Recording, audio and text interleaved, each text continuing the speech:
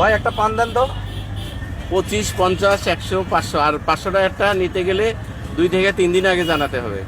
100 টাকার পান দেন। 100 টাকা একটা পান একটা।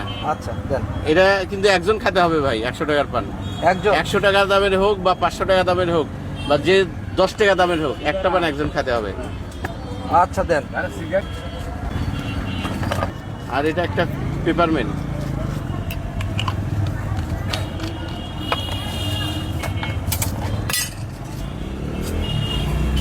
এটা একটু একটু অন্য ধরনের মোহরি, জাউনের মতো একটা জিনিস। কিসমিস, এটা একটা বাইরের ফ্লেভার। একটা ফ্লেভার দিয়ে পানের যত আয়োজন আছে সব অন্যরকম স্বাদ তৈরি করে। এটা একটা মশলা, এটা শুধু এই যে বাজারের সেই মশলাটা না, নিজে কিছু একটু আয়োজনের মশলা। এটা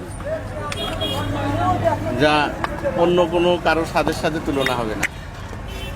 একদম সবার সুপরিচিত, সবাই জানে এ বিষয়ে। এবং আজ পর্যন্ত আমার ব্যবসার লাইফ থেকে শুরু করে আজ পর্যন্ত পানের স্বাদের আল্লাহর অশেষ রহমতে কোনো ত্রুটি হয়নি। তবে যতদিন বেঁচে থাকবো আল্লাহর রহমতে এরকম। এটা কি দিলেন? এটা মোরব্বা। আর ওটা এর আগে দিছি একটা চমন বাহার, এটা বাদাম, ভাজা বাদাম, কাঠবাদাম। কাঠবাদাম। কাঠবাদাম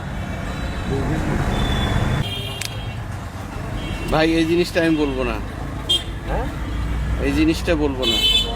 এটা কি পানের স্বাদ স্বাদ নিয়ে আসবে নাকি? হ্যাঁ, এটা স্বাদ নিয়ে আসবে। এটা আর একটু ভালো লাগবে, ভালো লাগতেই থাকবে এটা। এবং এটা মুখে থাকেই যাবে এই বিড়ালটা। তাছাড়া সব বলবে। এটা হলো খুরমা খেজুর। কি দিলেন এটা? খুরমা খেজুর। খুরমা খেজুর। হ্যাঁ, এটা সুপারি, তবে এই সুপারিরও একটু আলাদা অন্যরকম ই আছে।